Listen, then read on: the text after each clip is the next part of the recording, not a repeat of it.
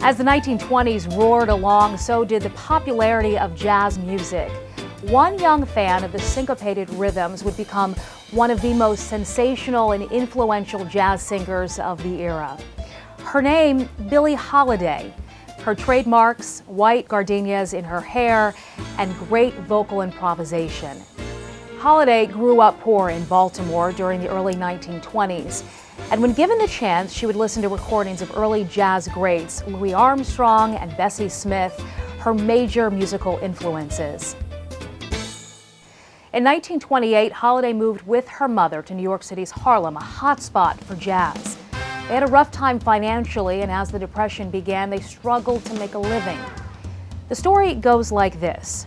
Billie was desperate for work and went into a Harlem nightclub, hoping to get work as a dancer. And when she failed the dance audition, she told the piano player that she could sing, and sing she did. She was hired $2 a night for a 12-hour shift. Holiday was singing in the Harlem nightclubs when in 1933, talent scout and record producer John Hammond first heard the teenage Billie and was amazed. In a 1977 interview, he said this about her. I figured that she was the greatest jazz singer I was ever going to hear, and I think maybe she was.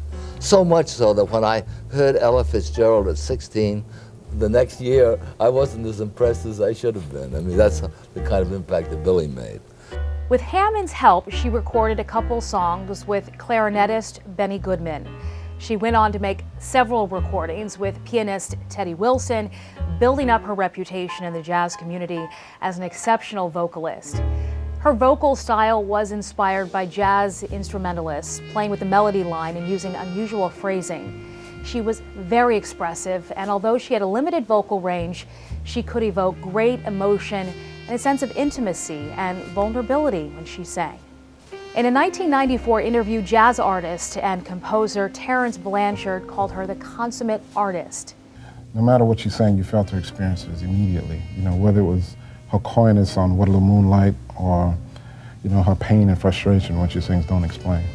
Nicknamed Lady Day by musician friend Lester Young, Holiday wrote some of her own songs and performed with many great musicians of the era, including Duke Ellington, Count Basie, and Artie Shaw. As Shaw's vocalist, she was one of the first black women to sing with a white orchestra. Touring the South with Shaw's band in 1937 was difficult. The segregation laws required her to use back doors to clubs and eat in the kitchen, among other insults. Holiday's father, a musician, died that same year when he was denied medical treatment at a whites-only hospital in Texas.